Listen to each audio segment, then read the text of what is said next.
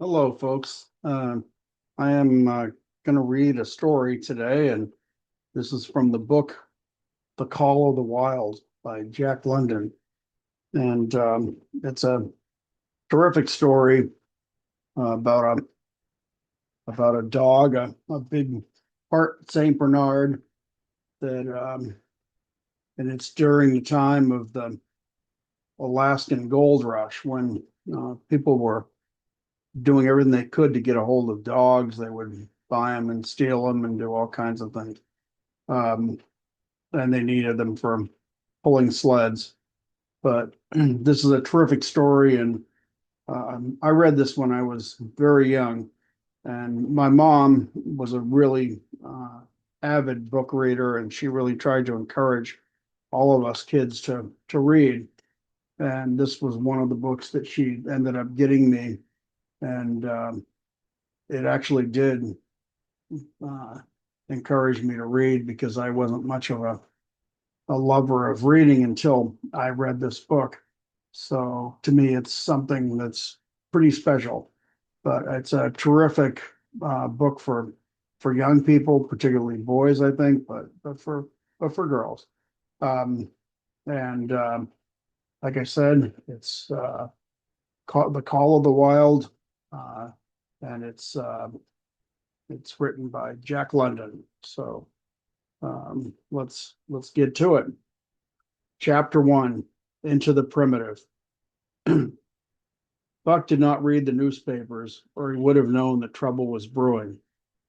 Not alone for himself, but for every tidewater dog, strong of muscle and with warm, long hair, from Puget Sound to San Diego, because men, groping in the Arctic darkness, had found a yellow metal, and because steamship and transportation companies were booming the find. Thousands of men were rushing into the Northland. These men wanted dogs, and the dogs they wanted were heavy dogs with strong muscles by which to toil and furry coats to protect them from the frost. Buck lived at a big house in the sun-kissed Santa Clara Valley. Judge Miller's place, it was called. It stood back from the road, half hidden among the trees, through which glimpses could be caught of the wide, cool veranda that ran around its four sides. The house was approached by gravel driveways which wound about through wide spreading lawns and under the interlacing boughs of tall poplars. At the rear, things were on an even more spacious scale than at the front. There were great stables where a dozen grooms and boys held forth, rows of vine-clad servants' cottages, an endless and orderly array of outhouses, long grape arbors, green pastures, orchards, and berry patches. Then there were the then there was the pumping plant for the artesian well and the big cement tank where Judge Miller's boys took their morning plunge and kept cool in the hot afternoons. And over this great domain Buck rolled. Here he was born, and here he had lived the 4 years of his life. It was true there were other dogs. There could not be but other dogs on so vast a place, but they did not count. They came and they went, resided in populous kennels, or lived obscurely in the recesses of the house, after the fashion of Toots, the Japanese pug, or Yazabel, the Mexican hairless. Strange creatures that rarely put nose out of doors or set foot to the ground. On the other hand, there were the fox terriers, a score, a score of them at least, who yelped fearful promises at Toots and Jezebel, looking out of the windows at them, and protected by a legion of housemaids armed with brooms and mops. But Buck was neither house dog nor kennel dog. The whole realm was his. He plunged into the swimming tank or he went hunting with the judge's sons. He escorted Molly and Alice, the judge's daughters, on long twilight or early morning rambles. On wintry nights, he lay at the judge's feet before the roaring library fire. He carried the judge's grandsons on his back or rolled them in the grass. and guarded their footsteps through wild adventures down to the fountain in the stable yard and even beyond, where the paddocks were and the berry patches. Among the terriers he stalked imperiously, and Toots and Jezebel he utterly ignored, for he was king over all creeping, crawling, flying things of Judge Miller's place, humans included. His father, Elmo, a huge St. Bernard, had been the judge's inseparable companion, and Buck bid fair to follow in the way of his father. He was not so large. He weighed only 140 pounds, for his mother, Shep, had been a Scotch shepherd dog. Nevertheless, 140 pounds to which was added the dignity that comes of good living and universal respect, enabled him to carry himself in a right royal fashion. During the 4 years since his puppyhood, he had lived the life of a sated aristocrat. He had fine pride in himself and was even a trifle egotistical, as country gentlemen sometimes become because of their insular situation. But he had saved himself by not becoming a more pampered house dog. Hunting and kindred outdoor delights had kept down the fat and hardened his muscles. And to him, as to the cold tubbing races, the love of water had been a tonic and a health preserver. And this was the manner of Buck in the fall of 1897, when the Klondike strike dragged men from all the world into the frozen north. But Buck did not read the newspapers, and he did not know that Manuel, one of the gardener's helpers, was an undesirable acquaintance. Manuel had one besetting sin. He loved to play Chinese lottery. Also, in his gambling, he had one besetting weakness: faith in a system. And this made his damnation certain, for to play a system requires money, while the wages of a gardener's helper do not lap over the needs of a wife and numerous progeny. The judge was at a meeting of the Raisin Growers Association, and the boys were busy organizing an athletic club on the memorable night of Manuel's treachery. No one saw him and Buck go off through the orchard on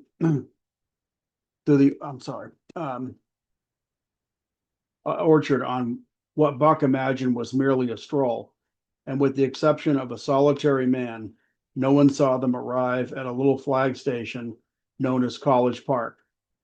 This man talked with Manuel, and money changed between them. "You might wrap up the goods before you deliver them," the stranger said gruffly, and Manuel doubled a piece of stout rope around Buck's neck under the collar. "Twist it, and you'll choke him plenty," said Manuel, and the stranger grunted a ready affirm.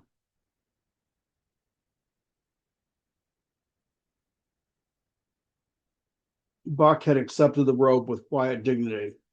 To be sure, it was an unwanted performance, but he had learned to trust in men he knew and to give them credit for a wisdom that outreached his own.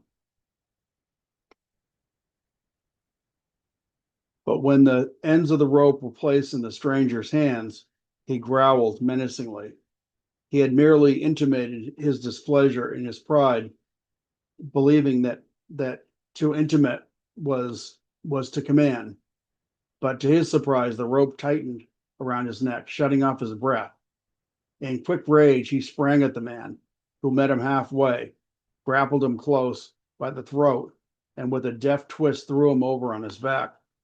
Then the rope tightened mercilessly, while Buck struggled in a fury, his tongue lolling out of his mouth and his great chest panting futilely.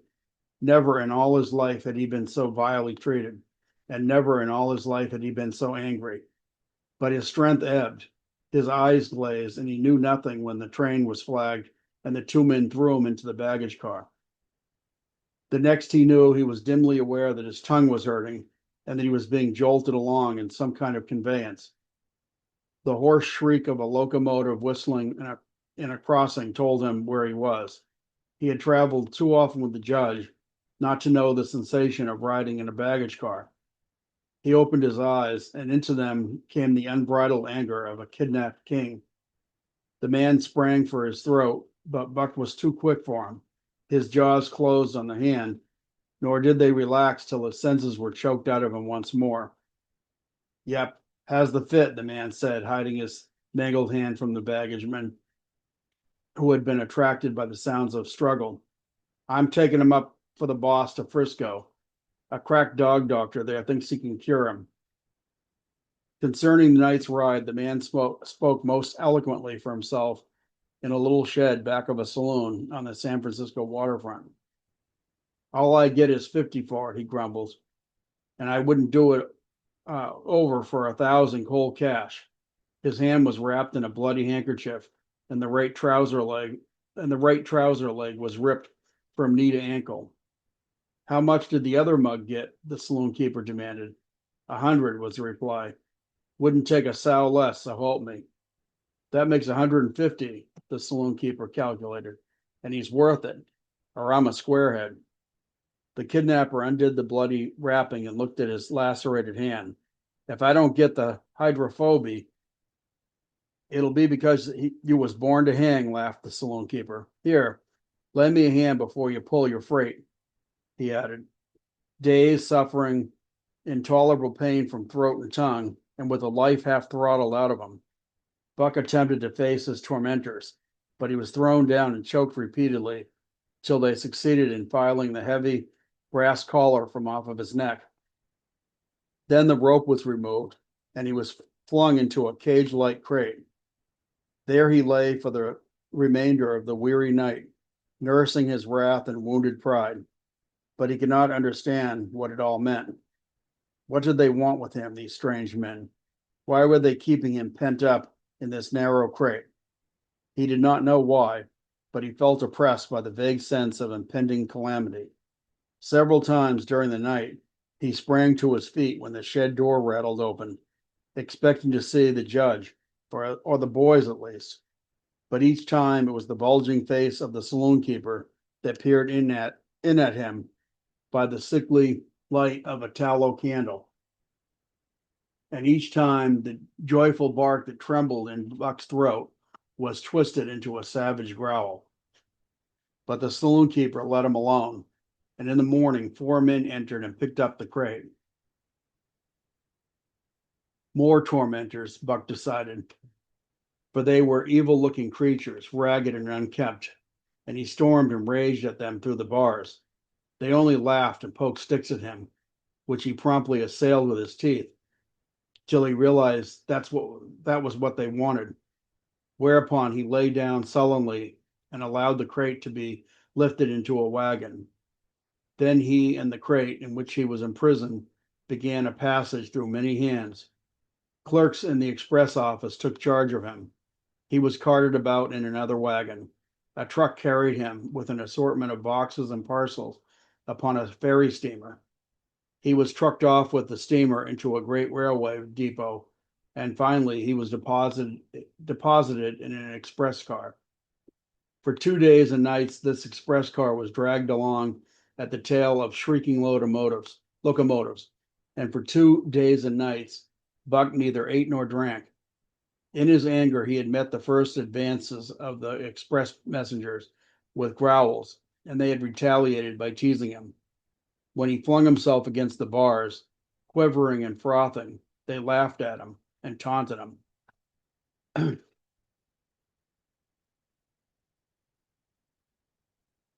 They growled and barked like detestable dogs, mewed and flapped their arms and crowed. It was all very silly, he knew, but therefore the more outrage to his dignity and his anger waxed and waxed. He did not mind the hunger so much, but the lack of water caused him severe suffering and fanned his wrath to a fever pitch. For that matter, high strung and finely sensitive, the ill treatment had flung him into a fever, which was fed by the inflammation of his parched and swollen tongue and throat. He was glad for one thing: the rope was off his neck. That had given them an unfair advantage. But now that it was off, he would show them. They would never get another rope around his neck. Upon that he was resolved. For 2 days and nights he neither ate nor drank, and during those 2 days and nights of torment he accumulated a fund of wrath that boded ill for whoever first fell foul of him. His eyes turned bloodshot, and he was metamorphosed into a raging fiend.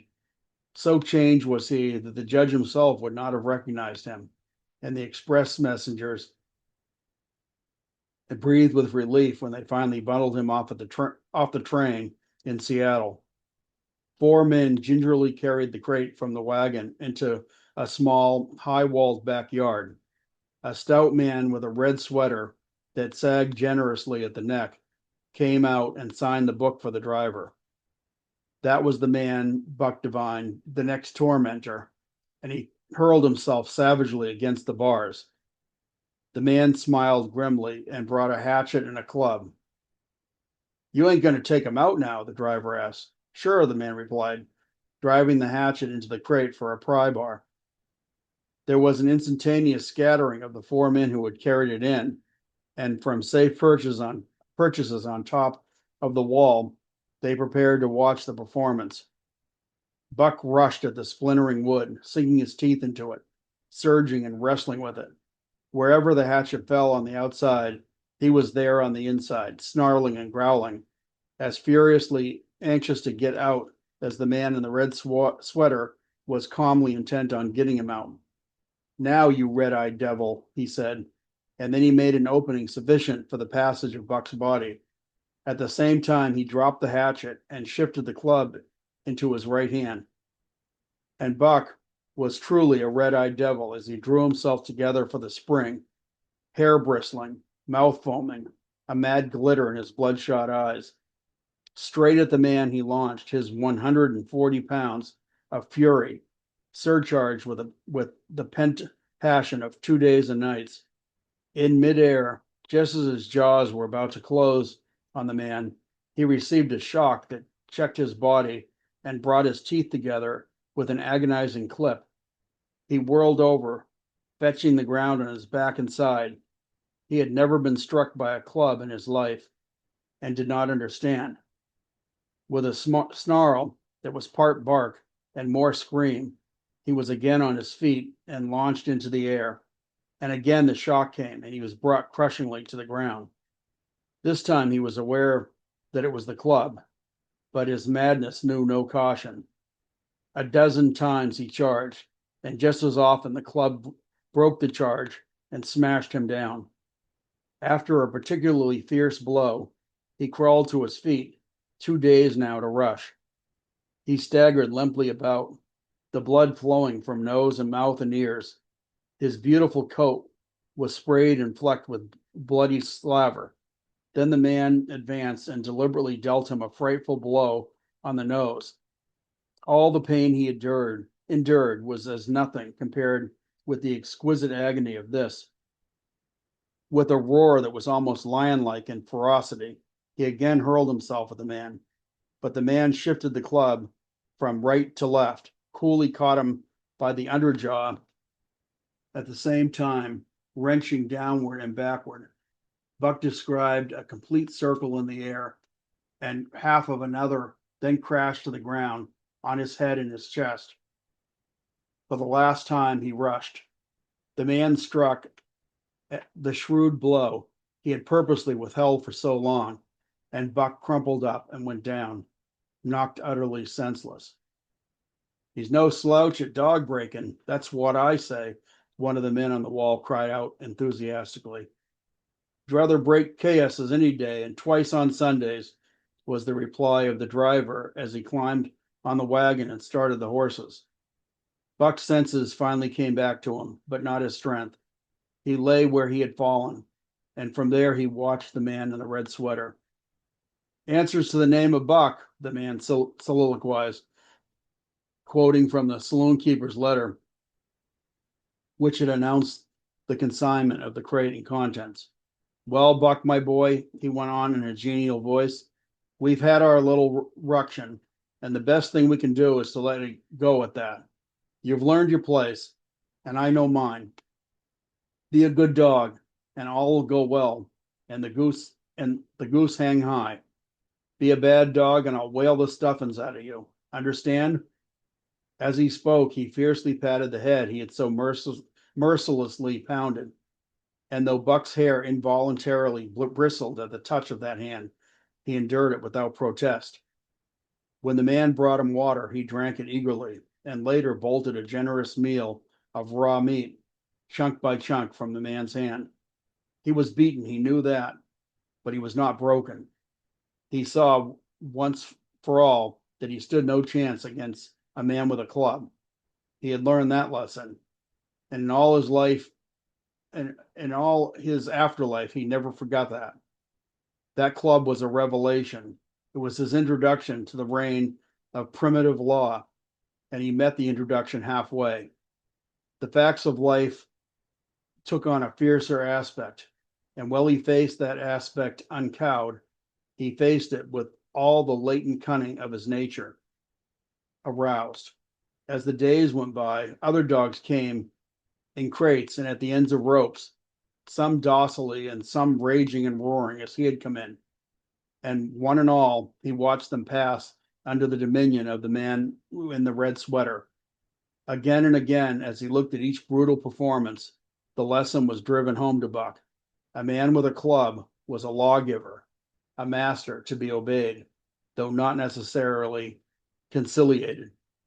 Of this last, Buck was never guilty, though he did see beaten dogs that fawned upon the man and wagged their tails and licked his hand.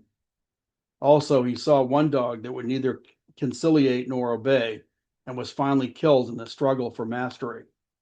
Now and again, men came, strangers who talked excitedly and wheedlingly and in all kinds of fashions to the man in the red sweater. And at such times, that money passed between them, the strangers took one or more of the dogs away with them. Buck wondered where they went, for they never came back. But the fear of the future was strong upon him, and he was glad each time that he was not selected. Yet his time came in the end, in the form of a little weazened man who spat broken English and many strange and uncouth exclamations, which Buck could not understand. "Sacre dame," he cried, when his eyes lit upon Buck. "Dat one damn bully dog, eh? How much?" 300 and a present at that, was the prompt reply of the man in the red sweater. And seem it's the government money. You ain't got no kick coming, eh, Perrault? Perrault grinned. Considering the price of dogs had been boomed skyward by the unwonted demand, it was not an unfair sum for so fine an animal.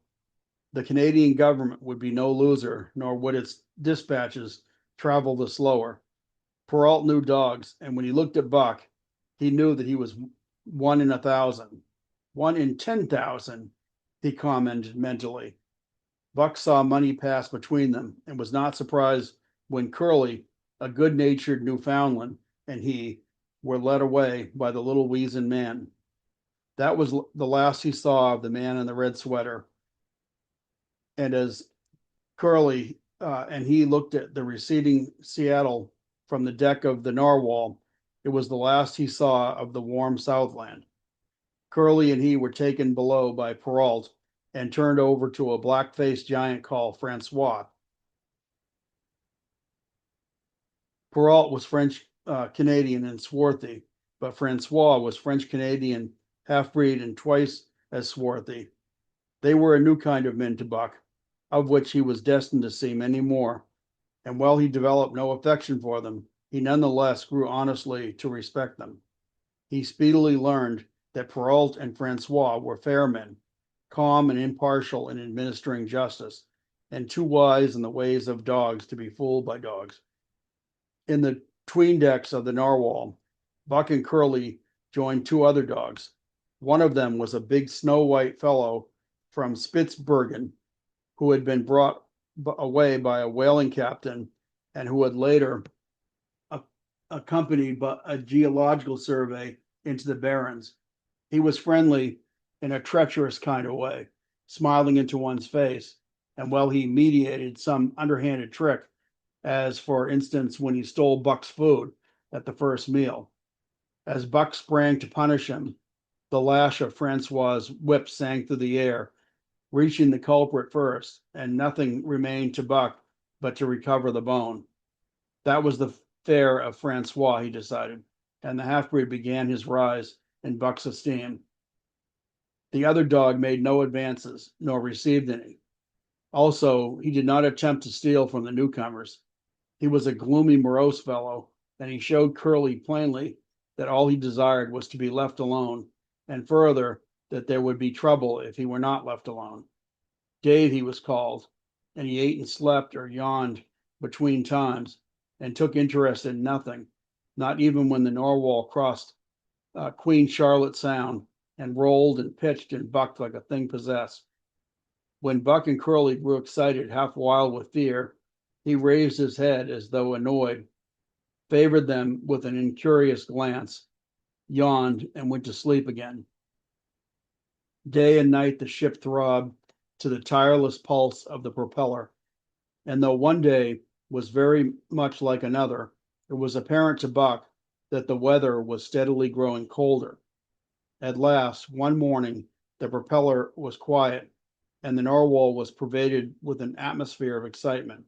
He felt it, as did the other dogs, and knew that a change was at hand. Francois leashed them and brought them up on deck. At the first steps upon the cold surface, Buck's feet sank into a white, mushy something very much like mud. He sprang back with a snort. More of this white stuff was falling in the air. He shook himself, but more of it fell upon him. He sniffed it curiously, then licked some up with his tongue. It bit like fire, and the next instant was gone. This puzzled him. He tried it again, and with the same result. The onlookers laughed uproariously, and he felt ashamed. He knew not why, for it was his first snow.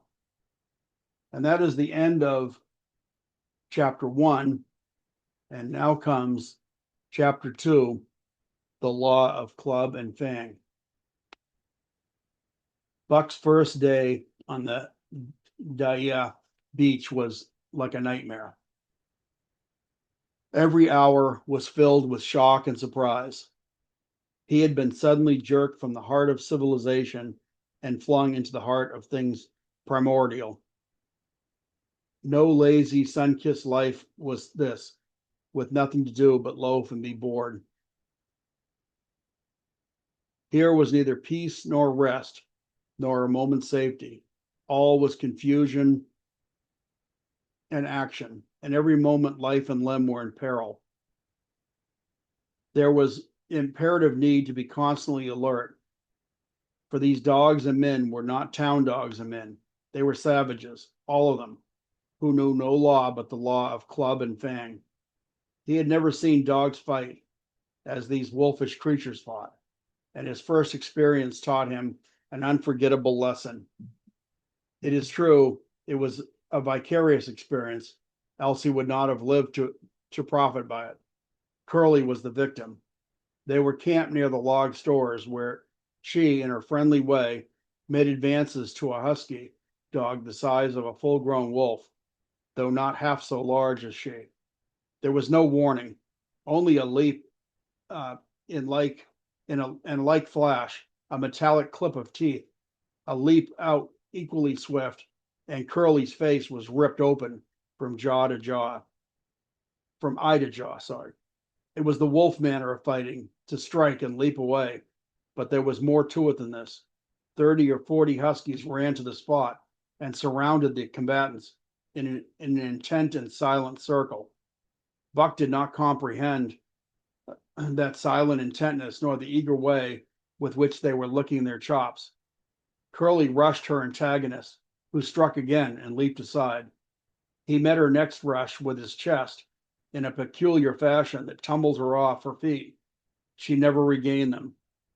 This was what the onlooking huskies had waited for.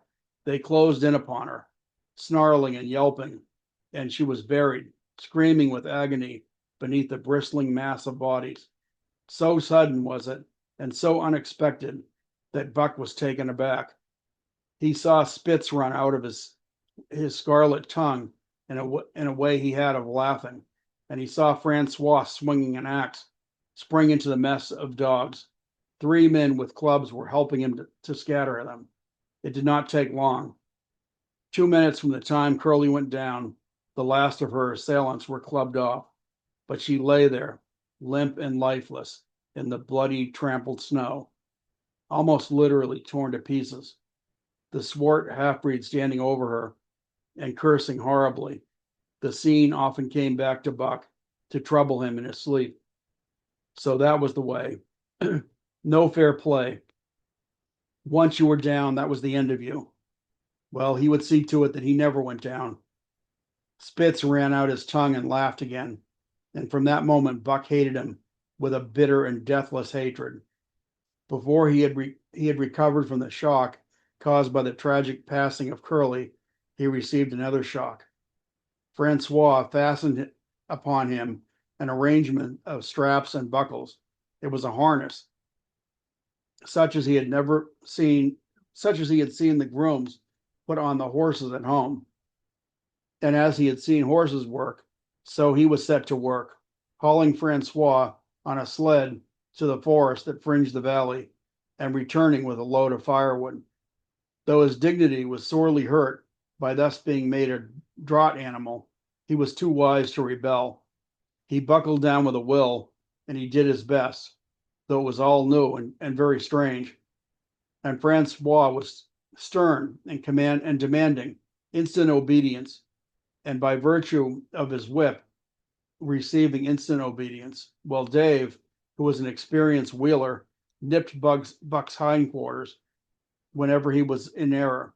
Spitz was the leader, likewise experienced, and while he could not always get at Buck, he growled sharp reproof now and again, or cunningly threw his weight in the traces to jerk Buck into the way he should go. Buck learned easily, and under the combined tuition of his two mates and Francois, made remarkable progress. Ere they returned to camp, he knew enough to stop at Ho, to go ahead at Mush, to swing wide on the bends, and to keep clear of the wheeler when the loaded sled shot downhill at their heels. "Tree very good dogs," Francois told Perrault. "Dat Buck, him pull like hell. I teach him quick as anything." By afternoon, Perrault was in a hurry to be on the trails with his dispatches. Returned with two more dogs, Billy and Joe, he called them, two brothers, and true huskies both, sons of the one mother, though they were as different as night and day. Biting one's Billy's one fault was his excessive good nature, while Joe was the very opposite, sour and introspective, with a perpetual snarl and a malignant eye. Buck received them in comradely fashion. Dave ignored them, while Spitz proceeded to thrash first one and then the other.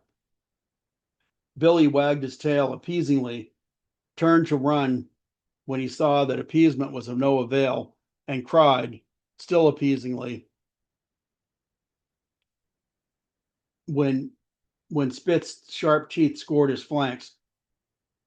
But no matter how Spitz circled, Joe whirled around on his heels to face him, mane bristling, ears laid back, lips writhing and snarling, jaws clipped together as fast as he could snap them, and eyes diabolically gleaming, the incarnation of belligerent fear.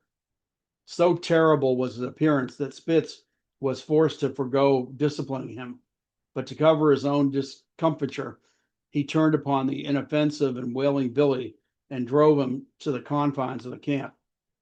By evening, Perrault had secured another dog, an old husky, long, lean, and gaunt, with a battle-scarred face and a single eye which flashed a warning of prowess that commanded respect. He was called Salex, which means the angry one. Like Dave, he asked nothing and he gave nothing. He expected nothing. And when he marched slowly and deliberately into their midst, even Spitz left him alone. He had one peculiarity which Buck was unlucky enough to discover. He did not like to be approached on his blind side. Of this offense, Buck was unwittingly guilty, and the first knowledge he had of his indiscretion was when Select whirled upon him and slashed his shoulder to the bone for 3 inches up and down. Forever after, Buck avoided his blind side, and to the last of their comradeship, he had no more trouble with him. His only apparent ambition, like Dave's, was to be left alone. Though as Buck was afterwards to learn, each of them possessed one another. Each of them possessed one another and even more vital ambition. That night, Buck faced with the greatest problem of sleeping.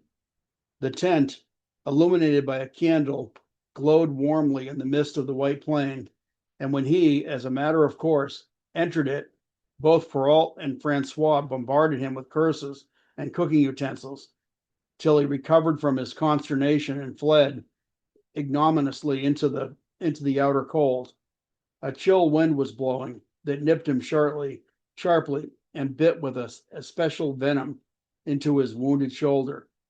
He lay down on the snow and attempted to sleep, but the frost soon drove him shivering to his feet.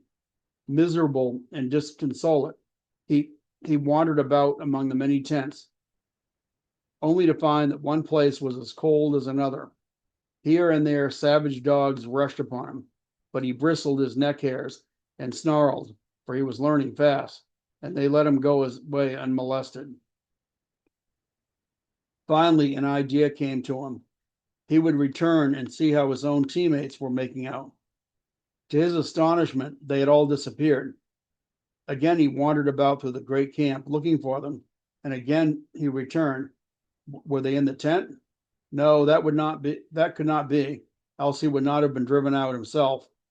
Then where could they possibly be?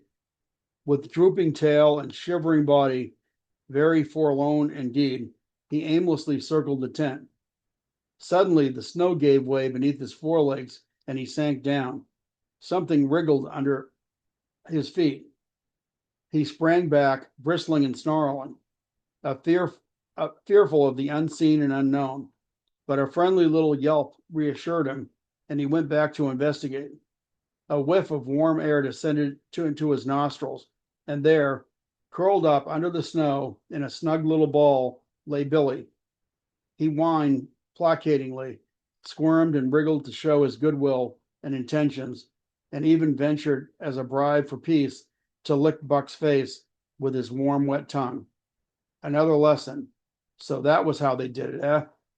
Buck confidently selected a spot, and with much fuss and waste of effort, proceeded to dig a hole for himself.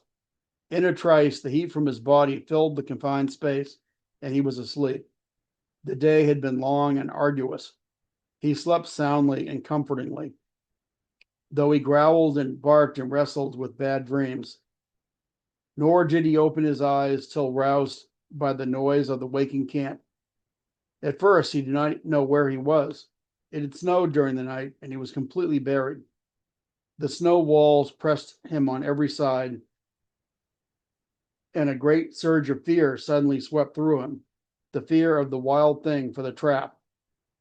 It was a token that he was harking back through his own life to the lives of his forebears, for he was a civilized dog, an unduly civilized dog, and of his own experience knew no trap, so he could not of himself fear it.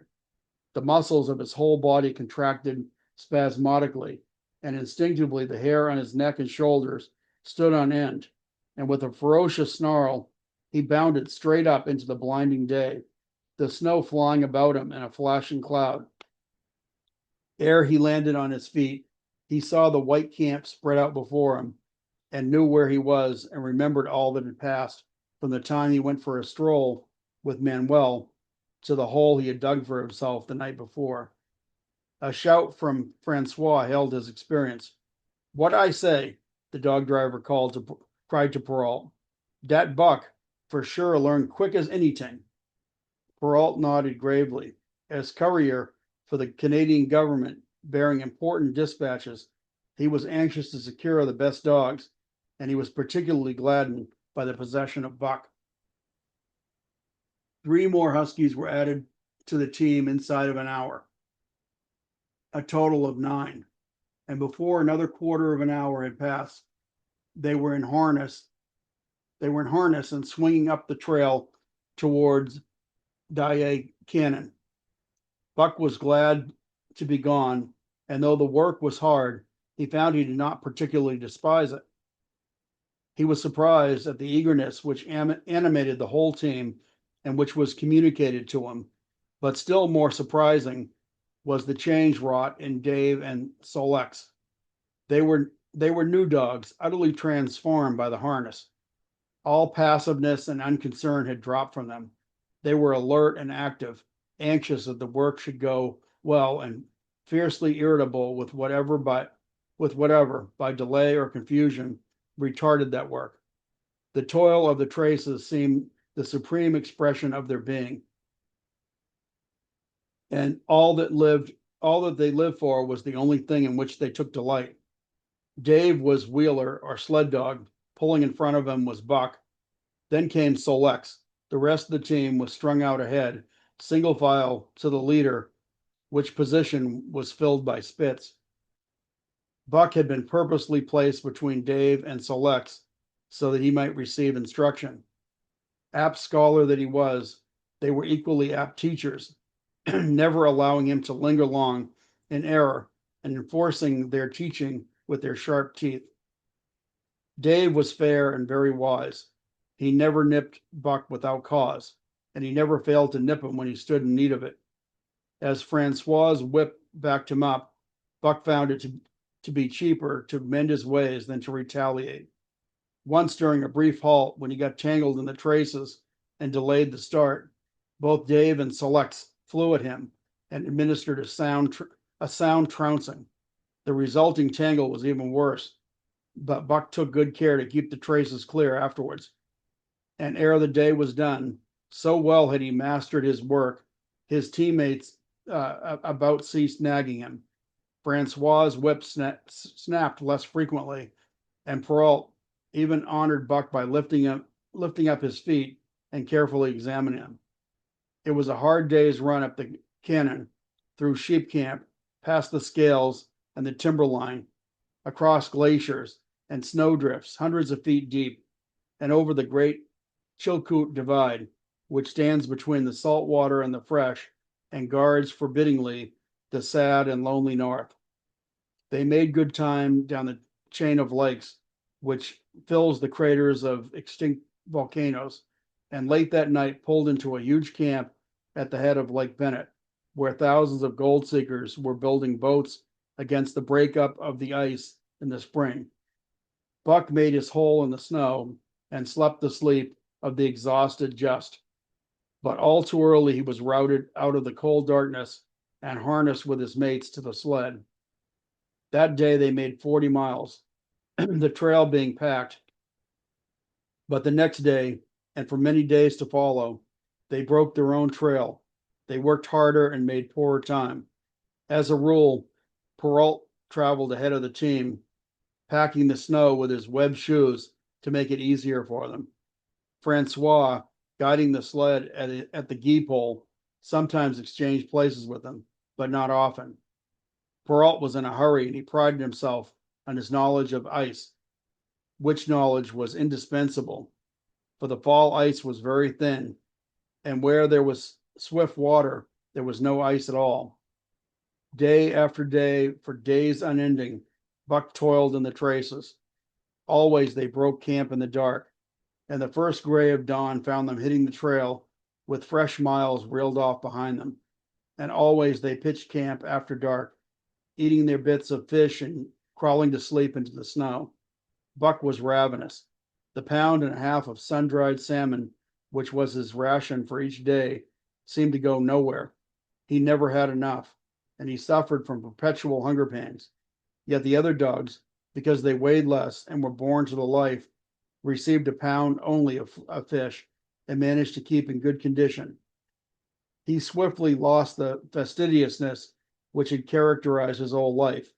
A dainty eater, he found that his mates finishing first would rob him of his unfinished ration. There was no defending it. While he was fighting off two or three, it was disappearing down the throats of the others. To remedy this, he ate as fast as they did, and so greatly did hunger compel him, he was not above taking what did not belong to him. He watched and he learned. When he saw Pike, one of the new dogs, a clever malingerer and thief, slyly steal a slice of bacon when Peralt's back was turned, he duplicated the performance the following day, getting away with the whole chunk. A great uproar was raised, but he was unsuspected, while Dub, an awkward blunderer who was always getting caught, was punished for Buck's misdeed. This first theft marked Buck as fit to survive in the hostile Northland environment. It marked his adaptability, his capacity to adjust himself to changing conditions, the lack of which would have meant swift and terrible death. It marked further the decay or going to pieces of his moral nature, a vain thing and a handicap in the ruthless struggle for existence. It was all well enough in the Southland under the law of love and fellowship to respect private property and personal feelings. But in this Northland, under the law of club and fang, whoso took such things into account was a fool, and insofar as he observed them, he would fail to prosper. Not that Buck reasoned it out. He was fit, that was all. And unconsciously, he accommodated himself to the new mode of life. All his days, no matter what the odds, he had never run from a fight.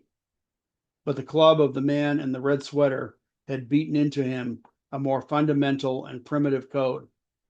Civilized, he could have died for moral consideration, say the defense of Judge Miller's riding whip, but the completeness of his decivilization was now evidenced by his ability to flee from the defense of moral consideration and to save his own hide. He did not steal for the joy of it, but because of the clamor of his stomach. He did not rob openly, but he stole secretly and cunningly out of respect for club and fan. In short, the things he did were done because it was easier to do them than not to do them. His development or retrogression was rapid. His muscles became hard as iron, and he grew callous to all ordinary pain. He attached an internal as well as external economy. He could eat anything, no matter how loathsome or indigestible, and once eaten, the juices of his stomach extracted the very least particle of nutriment, and his blood carried it to the farthest reaches of his body, building it into the toughest and stoutest of tissues. Sight and scent became remarkably keen, while his hearing developed such acuteness that in his sleep he heard the faintest sound and knew whether it heralded peace or peril. He learned to bite the ice out of his teeth when it collected between his toes. And when he was thirsty and there was a thick scum of ice over the water hole, he would break it by rearing and striking it with his stiff forelegs. His most conspicuous trait was an ability to scent the wind and forecast it a night in advance, no matter how breathless the air when he dug his nest by tree or bank. The wind that later blew inevitably found him to leeward sheltered and snug. And not only did he learn by experience, but instincts long dead became alive again.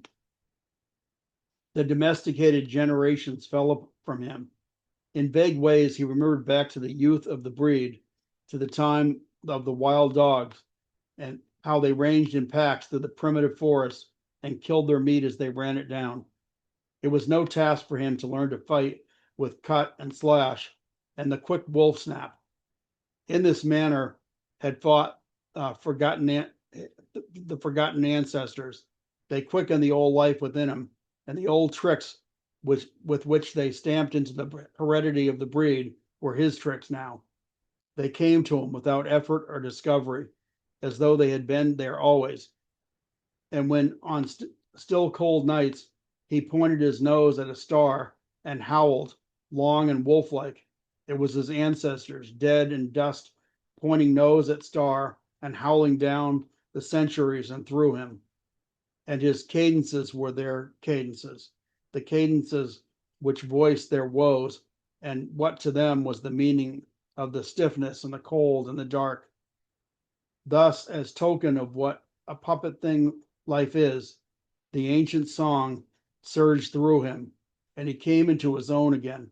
And he came because men had found a yellow metal in the north, and because Manuel was a gardener's helper whose wages did not lap over the needs of his wife and divers, small copies of himself. And that is the end of chapter 2. And I'm going to end this here. And the next time I will come along with more chapters if this one is adequately received and people like it and enjoyed it. So please leave that like and subscribe, and I will bring you more chapters of The Call of the Wild and the Great Dog Buck. Once again, like I said, this is a book that actually taught me a love of reading. So I'm forever grateful to it, and to Jack London for writing it. So I hope you guys enjoyed it. I would please ask of you to leave a like, subscribe, and please check out all of our other stuff at Dom and Mike Spoiler Alert. We enjoy bringing you this stuff, and we really, really can use their support. So likes are important. Comment if you would, and I will finish up this story if there's enough interest. So thank you very much for listening to these first 2 chapters. So Call of the Wild, and I hope that interested you. Thank you very much, and see you next time.